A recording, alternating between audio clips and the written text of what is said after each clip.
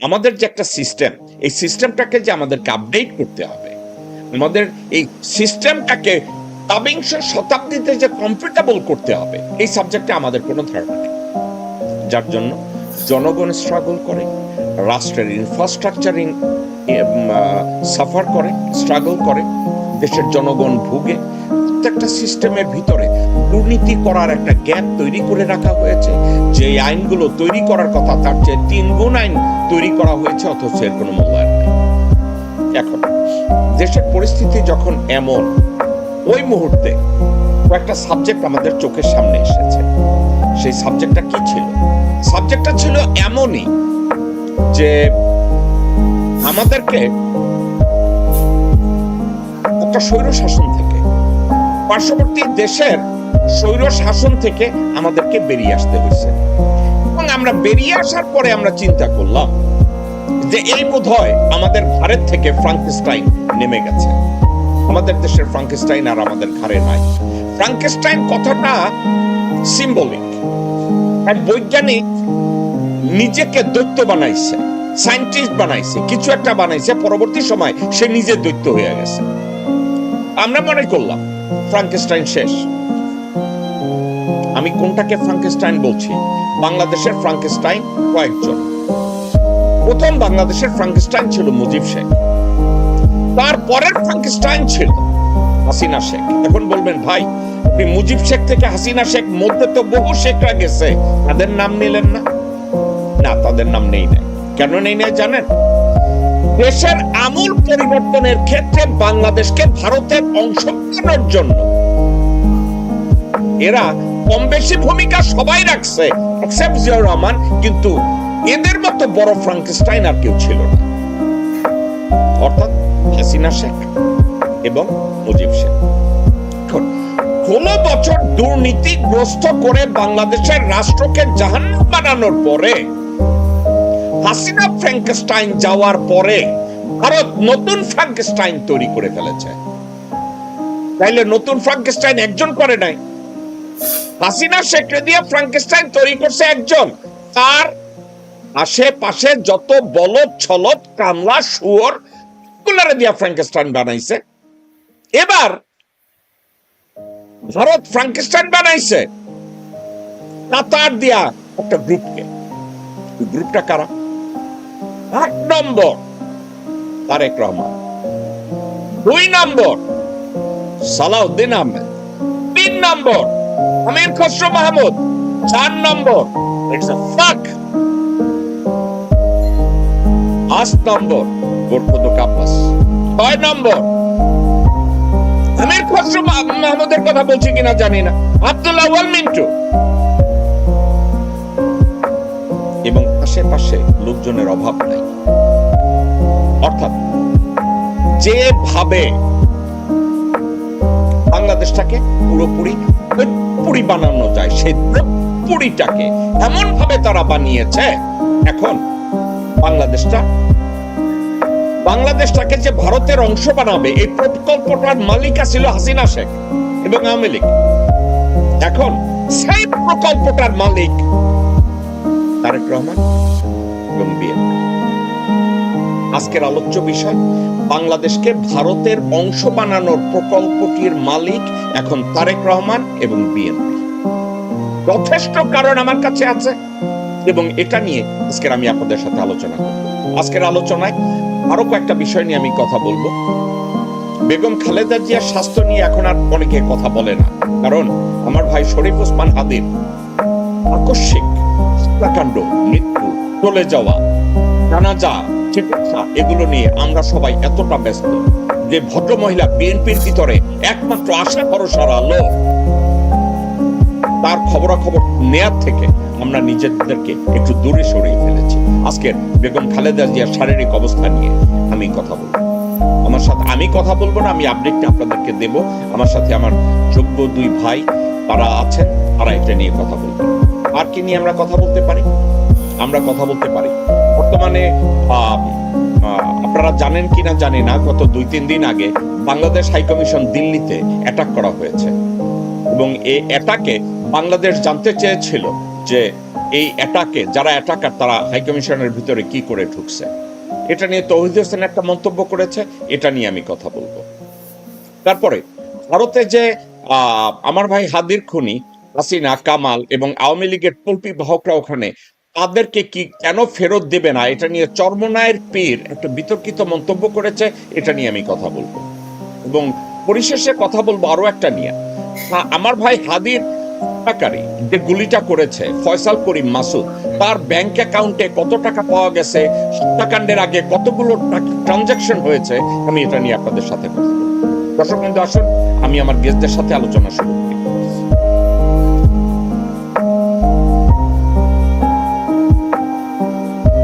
মাসুদ ভাই, আপনাকে স্বাগত জানাচ্ছি এবং আমি অত্যন্ত কৃতজ্ঞ।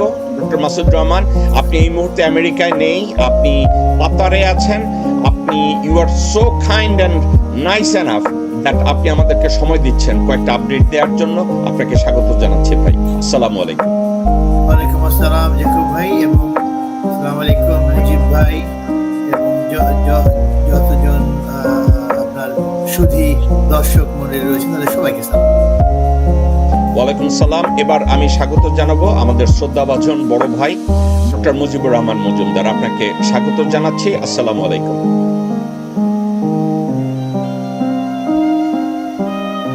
মুজিব ভাই, আমার কথা শুনতে পাচ্ছেন? মুজিব ভাই, আমার কথা শুনতে পাচ্ছেন? না মুজিব ভাই, না মুজিব ভাই আমার কথা, না মুজিব ভাই আমার কথা শুনতে পাচ্ছেন। ওকে, আমি মুজিব ভাই, ধন্যবাদ সাহেব এবং ধন্যবাদ ডক্টর মাসুদ। আমি জানি আমি শুনতে পাচ্ছি, আমার কথা শোনা যায়? হ্যাঁ, এখন শুনতে পাচ্ছি। আমার ভাই, আপনি আপনার কথা শোনা যায়, আপনি কি মনে আপনি কি টেলিফোনে কানেক্ট করবেন? কারণ আপনার ছবি এবং কথা ভেঙে যাচ্ছে। না না, একটু ডিস্টার্ব হচ্ছে। হ্যালো,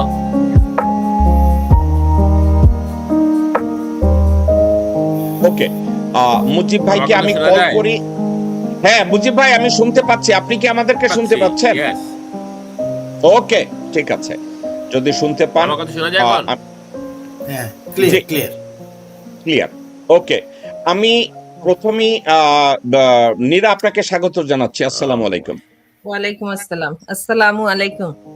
ওকে, মাসুদ ভাই, আপনি দেশের বাহিরে আছেন। দেশের বাহিরে বলতে আই এম সরি দর্শক শ্রোতা, আমি দেশের বাহিরে বলতে আমাদের দেশ তো আমেরিকা এই মুহূর্তে, কিন্তু মাসুদ ভাই এই মুহূর্তে আমেরিকায় নাই, উনি দেশের বাইরে। তো আমি জানি না ওনার ব্যস্ততা আছে কিনা, বাট তারপরে আমি মাসুদ ভাইকে নিয়ে যতটা পারি একটু আলাপ আলোচনা করবো। ওকে, এই জন্যই আমি আপনার সাথে কথাটা শেষ করি। মাসুদ ভাই, আমরা জানতে চাচ্ছি বেগম খালেদা জিয়া, উনি শারীরিক অবস্থা ওনার বর্তমানে কেমন? আমরা জানি গত কয়েকদিন ধরে আপনি, ডক্টর মুজিব, আপনারা দুজনেই আমাকে হেল্প করেছেন আমার ভাই হাদির স্বাস্থ্যের রিপোর্ট কখন কি হয় এগুলো নিয়ে আপনারা আমাকে সাহায্য করেছেন। আপনারা সিঙ্গাপুরে হসপিটালে কথা বলেছেন, ঢাকায় কথা বলেছেন, অনেক মেহেরবানি আপনাদের। এই মুহূর্তে আপনার কাছে আমরা একটু আপডেট জানতে চাচ্ছি যে বেগম খালেদা জিয়ার শরীরের অবস্থা কেমন? উনি স্টেবল, ওনার গলায় একটা, যেটা আমি আপনার সাথে আগে আলাপ করেছিলাম, গলায় একটা ছিদ্র করা হয়েছে শ্বাস নেওয়ার জন্য। এটা হয় কি, অনেক লম্বা সময় যখন টিউব থাকে গলার ভিতরে, ট্রাকিয়াল টিউব, এন্ডোট্রাকিয়াল টিউব, যেটা দিয়ে ভেন্টিলেটর থেকে সমস্ত ধরনের শ্বাস প্রশ্বাস দেওয়া হয়, যদি অনেকদিন থাকে তাহলে পরে যদি আমরা বুঝতে পারি যে আরো অনেক সময় লাগবে, তাকে উইন করা যাচ্ছে না। উইন মানে উইন মানে হচ্ছে ছাড়ানো। যেমন ধরেন মায়েরা বাচ্চাকে দুধ ছাড়ায় না, ওটাকে উইনিং বলে। উইনিং, এরকম উইনিং ফ্রম দি মেশিন, মেশিনের উপর আর ডিপেন্ডেন্ট থাকবে না, এই জায়গাতে নিয়ে আসার চেষ্টা করতেছে, যার জন্য এই টিউবটা মানে অনেকদিন রাখতে হতে পারে, যার জন্য এই টিউবটাকে বের করতে হবে। না বের করলে ট্রাকিওমেলাইসিয়া হয়ে যায়, এক ধরনের ক্ষতিগ্রস্ত হয় ট্রাকিয়ায়, যে আমাদের শ্বাসনালী, দুইটা নালী, এখান থেকে একটা শ্বাসনালী, তার পিছনে খাদ্য নালী বা ইসোফেগাস। শ্বাসনালীর মধ্যে যে টিউবটা লাগানো আছে, ওই টিউবটা বের করে ফেলতে হবে সাধারণ নিয়মে, না ফেললে পরে, এবং তার বদলে অন্য একটা শ্বাসের বন্দোবস্ত করতে হবে, সেটা হচ্ছে এখানে এই জায়গাটায় ফুটা করতে হবে। ট্রাকিয়ার যে রিংগুলো, ওই রিংটাকে কেটে ফুটা করতে হবে, করলে পর ওখান থেকে বাতাস আসা যাওয়া করবে, শ্বাস ফেলে ওখান থেকে হবে। এটাকে বলা হয় ট্রাকিওস্টমি। এটা করার অর্থই হচ্ছে যে ওনাকে উইন করানোর চেষ্টা করা হচ্ছে। উইন করানো যায়নি, কারণ উনি মাসল খুব দুর্বল, মাসল পাওয়ার নেই, যার জন্য খুব কম আর কি, যার জন্য শ্বাস প্রশ্বাসটা ওনার উপর দিলে এক্সস্টন হয়ে যাবে। ইজি করার জন্য তাকে তো আরো কিছুদিন রাখতে হতে পারে, ইজি করার জন্য ট্রাকিয়াল টিউবটাকে বের করে ফেলা হয়েছে। তাদের কানেকশন লাগবে, আপনার কানেকশনটা এখানে। ট্রাকিওস্টমি এটা একটা অত্যন্ত নর্মাল ব্যাপার।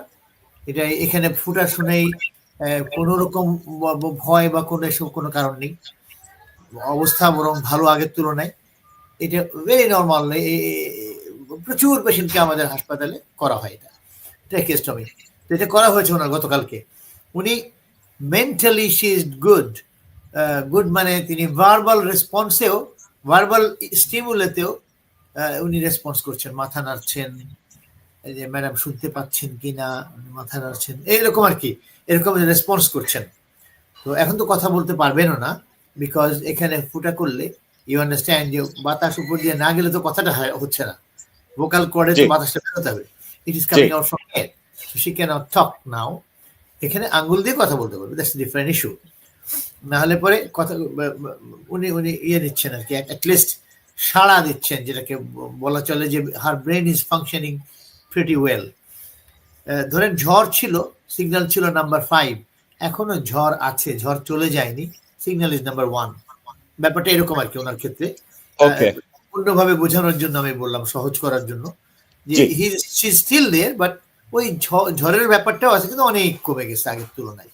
ভেজিটেশনটাও কমছে, যে আমরা আলাপ করেছিলাম না, ভালভে একটা ভেজিটেশন ছিল, fungus, that is very less now, অনেক কমে আসছে। সো শি ইজ গেটিং দেয়ার।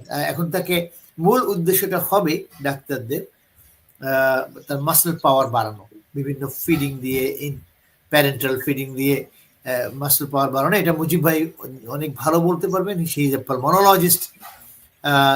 শ্বাস প্রশ্বাসটা আবার নিতে গেলে মুজিব ভাই নিশ্চয়ই এটা লাগবে, তাই না? She needs lot of muscle পাওয়ার, যার জন্য মাসলগুলোকে বিল্ড আপ করা লাগবে। এই হচ্ছে ওনার কন্ডিশন। ইন ওভারঅল যদি বলেন, তাহলে ওই শেষ এক লাইনে বলতে গেলে বলতে হবে আগের তুলনায় ভালো। ওকে, মাসুদ ভাই, আমি মুজিব ভাইয়ের কাছে আপনার এই কথাটার ডিটেলস আরো শুনবো, কিন্তু আপনার কাছে আরেকটা কথা আমি জিজ্ঞাসা করি। আপনি বলছেন যেখানে ছিদ্র করা হয়েছে ওখানে যদি কিছু একটা চাপা দিয়ে, আঙ্গুল দিয়ে চাপা দিয়ে কথা বলতে চায়, উনি কথা বলতে পারেন, এটা? এই ট্র্যাকিওস্টমি টিউব থাকলে না, ট্র্যাকিওস্টমি টিউব বের করে ফেলে এখানে একটা পার্মানেন্ট দিয়ে লাগিয়ে দেয়, অনেকের ক্ষেত্রে তারা আঙ্গুল দিয়ে কথা বলে, এখানে নর্মালি চলতেছে, কিন্তু কথা বলতে গেলে এখানে আঙ্গুল দিতে হয়, কারণ বাতাসটাকে উপরে আসতে হবে।